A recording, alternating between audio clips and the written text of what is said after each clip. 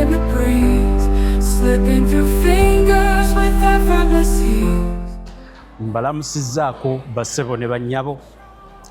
Kitalo nnyo, kitalo ddala ekyokufiirwa omusawo wange, omusawo w'abaana bange, omusawo wa famire yaffe, Dr. Spire Ssentongo. Ntwala omukisa guno okubagizaako aba famire nti nze ne famire yange abaana bange bonna bagenda kumiisinga Dr. Spire olw'ensonga nti ng'oggyeko omwana omu ku bennina abasinga bonna ye yabazaalisa, ye yalabiriranga embuto, ye yatuwanga amagezi ku ngeri ki gye tuleetamu obulamu, ye yatubuuliranga era nga bw'abanga takisobodde ng'atuwadde abantu abalala Venerable Hospital era akyekwatiramu. Nsinziira wano okwebaza abantu ku lw'obulamu bwa Dr. Spire, ffenna baakutteko, naye ate era nakuwalire wamu na ffenna abalwadde be kuba nze mbadde mulwadde. Emirundi gyonna lwe nzaalidde abaana mu Venerable Hospital ewa Zana emyaka kati gisukka mu 6. Bw'oba obadde osaba ng'olina omusawo gw'oyagala n'oganjagala Dr. Spire abadde ng'ajja, era ng'ogenda n'osoma wali ku kipande n'osomako nti leero waliwo Dr. Sematimba, leero waliwo Dr. Gundi, kati nga bw'oba obadde oyagala Dr. Spire ajja. N'abalala bonna ababadde bakola mu ddwaliro lye erya Venerable Hospital ng'ekyaddala ddala bwe balemwa bamukuyitira. Nzijukira bwe nali nzaalirayo obwana bwange, akasente kaagira ne keekwatamu, ne ŋŋendayo ne mugamba waaye onkoze otya? Omusajja oyo yakola eddwaliro ewa Zana emyaka 6 nze gye ndimazeemu, kubanga nkugambye ng'oggyeko abaana bennyina omu yekka bw'ati y'ataazaalibwa mu eryo ddwaliro, bonna gye bazaaliddwa, gye bagemeddwa, antinento zonna, kuba nze omu ku basajja abawerekera omukyala ku antinento. Mpulirize, buli antinento yonna mbadde ŋŋendako era nga batubudaabuda bulungi. Buli kugema abaana, ebiseera ebisinga nze ntwala abaana bange okubagema, bibaddewo nga buli kugema abaana akola ki? Abaawo nga mu ddwaliro eryo mwe tugemera abaana. Ebbanga lino lyonna tugenda kumusubwa nnyo. Omuntu okuba nga yatandikawo eddwaliro, twava mu liri eddwaliro eyali ruumu emu. Ffe abaludde mu ddwaliro twava wano ku reception eddwaliro eryali ery'ettegula, n'ateekako ekizimbe emabega ng'asigala atujjanjaba, ng'asinga nnyo okujjanjaba abakazi okusinga, naye nga naffe atujjanjaba, ng'era amalwaliro ageetooloddewo bakulifaalinga. Kansabe nti services nga bwe zibadde zisigalewo, kubanga ebyewaffe mu Uganda omuntu bw'afa ekintu kyatandiseewo ebiseera ebisinga kisaanawo. Bwe mpulidde amawulire g'okufa kwa Dr. Spire, ebbanga nalye ngawulidde ntandise okunoonyereza ebintu ebitonotono ku lwaki yafudde. Mummanyi bulungi, awo sijja kussa mukono mpaka nga ntegedde ekyamusse. Sisobola kussa mukono, naye ntuttemu akaseera ne ŋŋamba owaayi kaŋŋendeko nange ku aquarium. Ndi eno mu Dubai Mall ku aquarium y'ebyennyanja. Butuufu essaawa yonna ofa ofunangayo akadde n'okola obulamu kyebukoze eki kyebukuwadde. Nambadde eno nga ndi mu kulaba ebika by'ebyennyanja ebyenjawulo ne neeyagala ne ŋŋamba owaaye ebyo obulamu butuuka ne buggwaawo essaawa yonna. Bw'ofunangamu akadde bakutokoseze ku kyennyanja okirye, akuba ebiri wano ndowooza tebabirya bya bulambuzi. Badde eno mu aquarium nenga program katugitandikire wano. Kati nga sinagenda mu bingi bye naakazuulako bye ŋŋenda okubabulya. Manyize njagala kwogera mazima, siringa bano basimanya ani atuula luumuwa n'atandika simanya biki.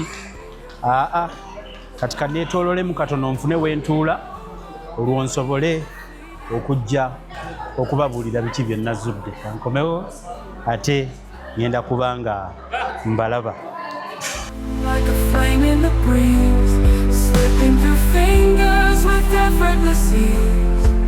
Every heart beats a note in the chime,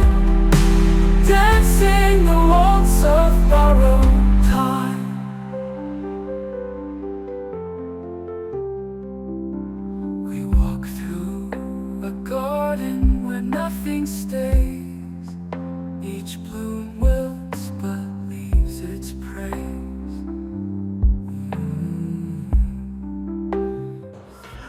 Obulamu buno buzibu. Nina abantu bangi batera okuŋŋamba nti kankaka amawulire gajja kutto ojja kufa mangu. Naye munnange oba oli awo n'owulira kati ng'omusawo yafudde. Nze nno batera okundabula ku bintu byenkola nti ebyo byokola ebyokuleeta obujulizi ku banene biki bajja kutta, naye ate ne neebuuza mbiveeko ku lw'ensi yange. Olaba okeera ku makya nti n'omusawo yafudde under very mysterious circumstances. Kitalo nnyo, kitalo ddala. Obwasoose obubaka bubadde bwange, obwokubiri buve eri famire. Kaakati nina ebintu bingi bye mbadde mpuliriza, ebimu byakatuuka bibadde wano nga mbiwuliriza, naye ndowooza nsooke nnindemu. Mummanyi bulungi nnyo sijja kutuula kati kansooke nsiriikirire mumpulirize, sigenda kutuula mpaka nga ntegedde. Naye okuggyako ngenda kubawaako ebitonotono, amaloboozi mangi nnyo gatuuse wano, ngenda bawaako ebitonotono ku byemmanyi, ku bye baakambuulirako ku nfa ya Dr. Spire. Ekisooka, ekyamazima ddala tuleme kuwaayira, Dr. Spire kyogerwa, tewali yamusse nti yaleese muleete, wabula abaabaddewo mwennyini mu kuggulawo ku ssiini mu kifo ekyo ekajjansi eyo bambuulidde, baŋŋambye nti Dr. Spire yeereese ye kennyini nga mulamu, yazze atambula, era okumanya yazze atambula ne mu kifo ekyo mwennyini mwe yazze yayise emmanju, yayise mu luggi lw'emmanju. Nti kaakati bwe yayise emmanju, kazaalabulwa eyavudde ku muwala bwe yabadde azze naye mu kifo kye ekisanyukirwamu, n'omuwala oyo oluvannyuma yazze. Omuntu ayita emmanju nga tayise ku mulyango wano oguli direct guli main, kitegeeza ekifo abadde akimanyi. Gwalibanga si gwe gusoose ng'era si gwasoose okujjawo, kitegeeza nti abadde ajjawo. So n'olwekyo bino ebibadde bitubungeesebwa mbu ate baleese afudde, ebyamazima ddala nze abaŋŋambye baayingiddeyo. Mboozi ki gye baŋŋambye? Obutambi babulina obwa CCTV. Mu kaseera akatuufu nga nnyina ekibulayo ngenda buta, baabundazeeko ng'ayingira. Naye ekiri mysterious kiri ku muwala gwe yabadde naye, kyekituufu. Ekiri mysterious kiri ku muwala. Abamu ku baŋŋambye baabaddeyo basobola okulaba ne bamanya, naye nga sinasaba okulula ebyo. Era ne munda mwe bamusanze ng'afiiridde mwabaddemu obukebera siriimu nga bukozese. Mwabaddemu obukebera siriimu nga bukozese munda. Naye ate bwe yayingidde, tayimu omuwala gye yamazeeyo munda yabadde terina kyebasobozesa kutuukako, okuggyako yabadde esobola kubanga bagikozesezza kwekebeza siriimu, okusinziira ku time stamp eziri ku gundi ku kamera. So bwe muwulira nti ate ono agamba biki, nedda, bwe obutambi bujja kuswaza omuntu alimba, kuba weebuli. Dokita ng'ayita emmanju era n'omuwala ng'ayita emmanju najja, era ne munda mulimu evidence ebimu ku bizibiti ebyasangiddwamu mwabaddemu self testing strips ezikebera siriimu. Kyokka nayo omuwala ono yavuddemu supiidi mangu nti n'akomawo, n'afuluma wabweru n'akomawo. Ate mu kukomawo n'afuluma n'ensawo, tiwaliwo ensawo gye yafulumye nayo. Naye nga akatambi ngenda kwongera nkateeke mu expertism, forensic expertism nketegereze. Bwe yabadde ayingira alabibwa, mpozi nga ango zonna sinnazifuna nga tayingidde na kintu. Mpozi bwe twongera obutaganjula yalibanga yalibadde yayingidde idda nga dokita tannatuuka. Naye ekyo sinnaba kukiraba. Kye naakalabako kankibabuulire, dokita yeereese bulungi, n'omuwala yeereese, omuwala n'agenda. Kati oluvannyuma lw'ekiseera aba woteeri ne beeraliikirira, bwe beeraliikiridde ne bagenda. Era bwe bagenze kwe kukola ki kwe kusanga nga dokita yafudde dda. Kitalo nnyo, kitalo ddala. Omanyi omusajja oyo musiima nnyo olwa saaviisi z'atuwadde. Kyova olaba ebintu bye saagala kuteekamu byambadde mpulira, byonna njagala nsooke efuna obujulizi obwenkomeredde. Saagala ate baade byonna bajja kusooka kubiŋŋamba, naye kino ekintu ekyamazima tulina okukituuka ku bottom. Obuzibu bwokka obuteeberezeka bwa muwala. Ekifaananyi namaze okukifuna, sijja kwagala kuleeta buzibu saawa eno, ekifaananyi weekiri, kubanga oyinza n'okugamba omuntu nga teyakibaddemu, naye ate yekki kyekisumuluzo kyokka ekigenda okututuusa ku bye tunoonya, ku bye tugenda okunoonya mu puroguraamu eno. Nsaba okubategeezaako bannayuganda nti muleme kutya ku lwa nsi yammwe. Ensi yaffe erimu ebintu ebibi bingi, naye muleme kutya. Ofunangayo n'akadde ne weetambuliramu. Nga nze olwaleero mbadde nzize ku gundi ku aquarium kulaba ku byennyanja. Ndi mu Dubai Mall eno munda, naye ngenza okulaba obudde bumpitako obw'okubaweereza ne ŋŋamba ekyamazima kankole ki kangire. Kansooke nkwate kamba muting awo, nkwate essimu eno kubanga era eri ku bino byennyini nnyini, sooke mpulirize naye musigaleko. Heartbeats a note in the chime, dancing the waltz of borrowed time.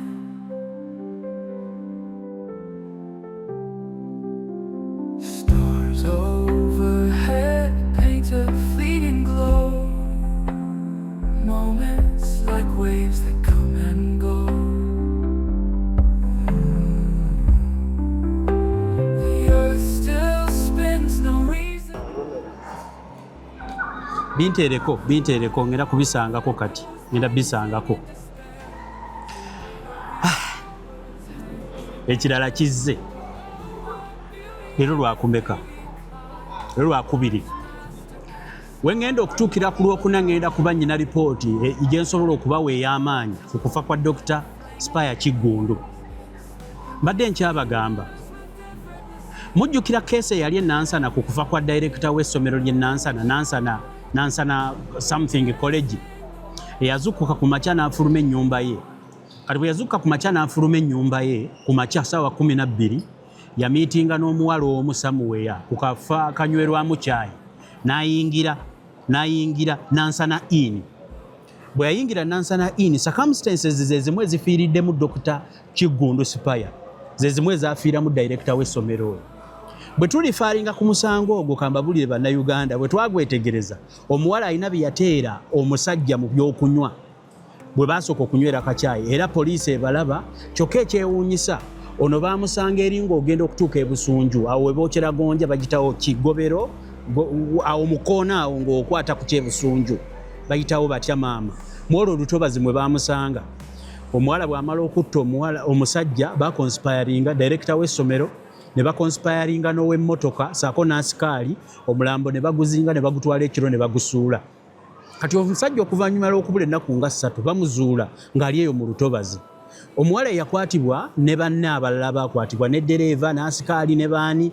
Omuwala agamba mbu ye yamuteeramu ebyokunywa yalina bye yamuteeramu ebyokunywa ebyamwabya omutima. Yamutera mu byokunywa byamuteeramu bye byamwabya omutima ng'ekigendererwa bw'oba yali ayagala ssente naye teyamanya. Kyokka nabakolerako puroguraamu emabega, ebyo ebidagaladagala ebiwunza abasajja ne baabika emitima babitundawa. Era mu puroguraamu gye ngenda okukoma okunoonyereza ku nfa ya Dr. Spire, ngenda kwongera okwayirayitinga kuba puroguraamu eyo nagikola emabega oluvannyuma lw'okufa kwa director we Nansana eyafiira mu bagiyita Nansana Inn. Abantu bakwatibwa kyemanyi nakati bakyaliyo oba gundi, naye gundi abakonspiringa okumutta baatuuka n'okumuzinga ne bamutwalira mu kimotoka. Poliisi yatulakinga n'ereeta obutambi. Ne mu kino mbadde mbasaba, ffe tukyanyolwa kubanga musawo waffe. Ekyamazima abantu ng'abo, ekirala nawulidde abamu nga boogera musimanyaawo omusajja akolagana simanya ne Katikkiro Mayiga. Ebyamazima muleme ate kuttirira, oluusi muleme kuttirira effort za bannammwe.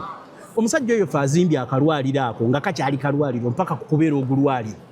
Ne tuva wano maaso awo bwe tubadde tutuukira awo ku Mategula, twatuukiranga awo mategula nga bw'oyingira bwoti n'osuka ku reception side dental side eno PD ng'akaana bwe kaba kalwadde ogende ne wa PD banaye abasawo b'enrobo mbalamusizzaako mwenna abatusobodde okubeerawo abaana eddwaliro ly'omusajja mulikoleko bulungi kubanga ye yateekawo ekintu yeefiiridde kati nsaba Mukama Katonda abawe ekisa ekintu kye yatandikawo kireme kwonooneka kaakati badde bagamba nti eddwaliro eryo lya Katikkiro Mayiga nze omu ku bantu abasinga okuritisizinga Katikkiro Mayiga kubanga byakolera mu Buganda ebimu sibyagalirako ddala naye ate sisobola kuwaayira kubanga fe abaludde mu ddwaliro eryo tulabye eddwaliro nga bamenya bwe bazimba wano bwe bakola bwe bati bwe bagira bwe bati leero nga bw'ojja waliwo etwasooka okugemera abaana nga bw'ojja osanga baakakyusiza ne bagamba wali bali mu kutereezaawo n'abakozi bonna babadde batumanyi ng'era ne bw'omalwaliro agasigaddewo bakulifaalinga ne bagamba genda ku enrobo kubanze nasooka okulinnya mu ddwaliro eryo nali nkyakola na ku TV twalina mukozi munnaffe gwe twagendayo kulaba bamuyita Karo eyali presentinga show gye bayitanga music yeyitanga emboosera ya ABS Karo omukyalo oyo simanya bagamba oba yagenda na Canada nze lwe nasooka okuyingirako mweri eddwaliro naye olunaku lwe nagenda okulambula Karo ng'alwadde mweri eddwaliro lwe nalitegeera nali sifunangayo service nalyagalirawo first time ebiseera ebyo nali siri musajja mufumbo era bwe nawasa nagamba nti nja kuyingira mu lino eddwaliro era ebbanga lyonna ne omukyala wange ne bwe kuba kugenda kwebuuza yadde akatono n'ebifaananyi lwakuba kati wano tebyetaagisa nsobola okubibawa so tulabye eddwaliro eryo ng'omusajja alizimba okuva ku sikulaaki mpaka ku kino ekizimbe ekisembyeyo era jjo twagenda okuddayo ndowooza omwana twali tumugemesa myezi 6 omanye ebbanga ly'omala oba bakoma kwena ndowooza twakoma kwena okuddayo ku 6 tugenda okulaba ng'ebintu byonna byakyuka x-ray bagijjayo gye twagira ne bagiteeka eri wansi omanyize ne zeedi abaana tubalina bakumukumu kati twavanga kuono nga ekya tugenda mu x-ray nga batumanyiira tubeera mu sikaani ate yambuka so ensonga ezo zonna tuzibeebaza so si kituufu nti eddwaliro eryo lyani ate si kituufu nti eddwaliro simanya liri mu nfuufu nedda liri awo ku kkubo abamanyi roundabout yewazana awo bodda ku sayidi eriko gundi dipo ya bia waliwo eya kooko bwova ku ya kooko waliwo dipo ya bia eyitibwa praise distributors something awo bw'owetako kati ninnya eddwaliro ne bw'otaweta eddwaliro oba oliraba wonna omusajja oyo agenza agulawo mpolampola twatuuka n'okubanga tupaakinga eno wansi so ewali respect ebiseera ebisinga let us give due respect to people ekirala tuli bantu abasajja abaganda abasobodde okuyamba abantu batono kati abaganda temwetaba mu kusanga famire z'abannammwe wansi amazima googerenga mazima kuba nange nze kyemmanyi ekyamazima ne banabikwekerera omusajja yabadde mu kifo kisanyukirwamu ng'ayinayo ndowooza omupiira gw'ogwawe ogwamumaliriza bwe nteebereza kubanga omupiira ogwabadde gugenda okuzannyibwa ne mu kiseera we yagukeberedde strips era munnange bwe tutya abasajja ate tufaaki sijja kubeekwekera ebyo byebitutta abasajja bya bufuzi motoka naye ekisinga okutuviirako babeera bakazi ebiseera ebisinga ate tulina kyakikolera abasajja tulina kyakikolera ekyo era munnange bwe luba olukulumbye nga lwerwo omanya nti leero luno siruwona naye tugenda kunoonyereza nnyo buli eyakibadde emabega tujja bakakasa ntujja kituukako mbadde nyina byempuliriza wano mbifunye bugenda kujja mpolampola kati nga situnatuuka ku lwa Sande mbasuubiza ensonga eno ngenda kubanga ebitundutundu mbituukiriza byembadde nnyo okubawa nga tunaba kutuuka lwa Sande luno ngenda kubanga nsobodde okubawa buli kimu kye musobola okumanya naye nga nyongera okubagizaako bannaffe abasawo tulinayo omusawo waffe yakolangayo Dr. Sematimba abakyala mukyala Kereya akawuntanti obadde otubala ebitabo n'otubala bubi ate Sipaya n'atusonyiwa Sipaya bange atulumye nnyo kyekituufu omuntu woviira mu nsi ng'ofunye obulumi ali abantu abagenzi bannuma ennyo jakana tamala emirundi ate yannuma bulala muzeeyi wange oyo yali mukwano olw'Essande nga tulusiiba tusinika mannyo gabeera wabweru nga muzeeyi oyo tusobola kubeera naye butuufu ne bino ebimu amaanyi ge twafuna okubikola ebimu akati Dr. Sipaya saako y'abantu baffe eggwawo Jakana twali mu myaka gye, muzeeyi yali ticca wange, Spaya abadde dokita wange. Si dokita wange nzekka, waffe ffenna. Naye mwogerako wano olw'okuba nti nno kati nze njogera naye buli omu asobola okumwogerako. Kaakati nsaba n'obuwombeefu abantu bonna batendese, kubanga si gwasoose oyo alina n'omuntu wange omulala gwe yakola ki, gwe yajjanjaba, so oyo yekka. Buli we tubadde tugenda nga tuddukira ku Dr. Spaya, naddala ku nsonga by'abakazi ebyo abadde abikolerako ddala. Atunula butunuzi bw'ati nekiggwa, nda kutunulira butunulizi bw'ati naga akati ggwe, kubanga obusawo abadde teyakulaminga bukulaminga, obusawo ekituufu abadde abumanyi. So tunyoleddwa nnyo, tunyoleddwa ddala olw'okufiirwa Dr. Spaya. Naye batendesa ate kati mukoleyo Spaya omulala. Spaya abadde ki? Dr. Kiggundu Spaya abadde musajja wa kisa, abadde byakola abitegeera, abadde ayagaliza, ate abadde musawo kyekituufu. Omanyi omuntu okubanga nannyini bizinensi obanga nannyini ddagala obanga nannyini busawo ne batuuka okugira nga naye bamuwandiika wali kapande omusangako Dr. Gundi gw'ogenda okulaba. Kyolwaleero ogenda kulaba Dr. Gundi era ne bamuwandiikako. Ne bamuwandiikawo bw'ati nga yagenda okubeerawo era n'omulaba. Ate nga bw'omulaba tosobola kumanya oba ye boosi, ng'ekyo tosobola kukimanya. Ebyo nno bizibu okusanga mu Afirika ti omuntu ye mugagga. Abagagga baagala beera wali ku kiringa. Naye ng'ogenda okulaba abeebuuza bagamba abasawo be nno mpulidde bulijjo, nze nali simanyi nti nno naye mukama waabo nga mpulira bagamba genda ogambe Spaya, tekubaddeeko oba genda ogambe Ssa oba Misita. Nga nze bwe neeyita erinnya lyange saagala nteekako simanya biki, njagala Kankaka. Erinnya lye njagala omuntu Kankaka Kiggwa, erinnya liggumivu bulungi oluwulira.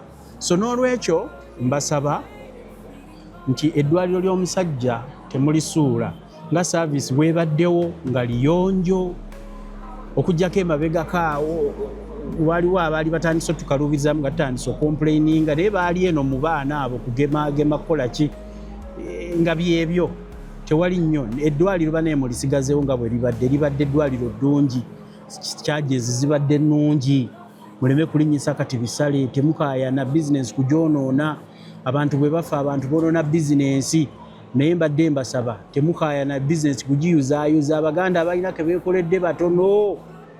Kati tusaba Henry ne Robert be baatuuma erinnya eryo Henrob, nammwe bwe mukula kitammwe mumuweese ekitiibwa Henry ne Robert, kubanga tugambiddwa nti yalituuma linnya lyammwe. Mumuweese kiki? Mumuweese ekitiibwa ekitagambika, kubanga abadde musajja mulungi. Ffe tujja kumujjukira. Mwe nammwe munaamuweesa ekitiibwa nammwe mujja kubeera part of abo be tulijjukira. Mbasiibudde, yenze Kankaka Emmanuel Peter. Kanzireyo mu birala ebyandeese. Mweraba. Dancing the waltz of borrowed time.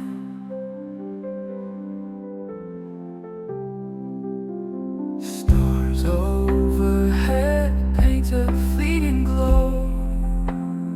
Moments like waves that come and go. The earth still spins, no reason, no rhyme. We're passengers here on borrowed time. A choir of echoes, they sing in despair. The weight of the hours hangs in the air. But oh, what beauty in the fleeting climb. Life's masterpiece on borrowed time. Borrowed time like a flame in the breeze, slipping through fingers with effortless ease. Every heart beats a note in the chime, dancing the waltz of borrowed time.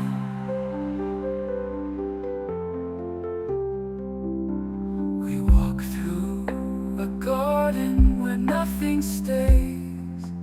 Each bloom wilts but leaves its praise.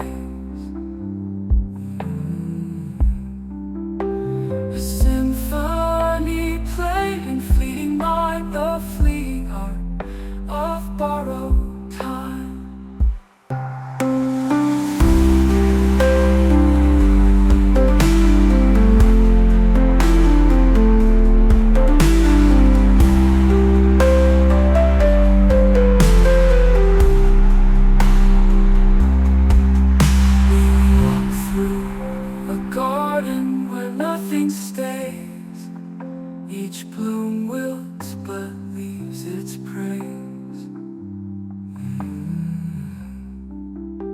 A symphony played in fleeting mind, the fleeting art of borrowed time.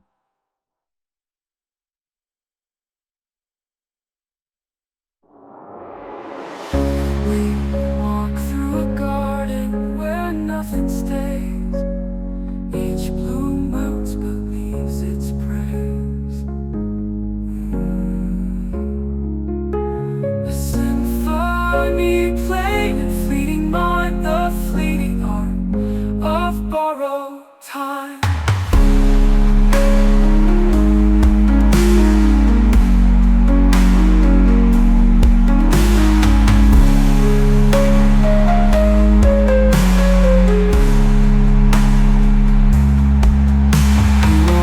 Through a garden where nothing stays. Each bloom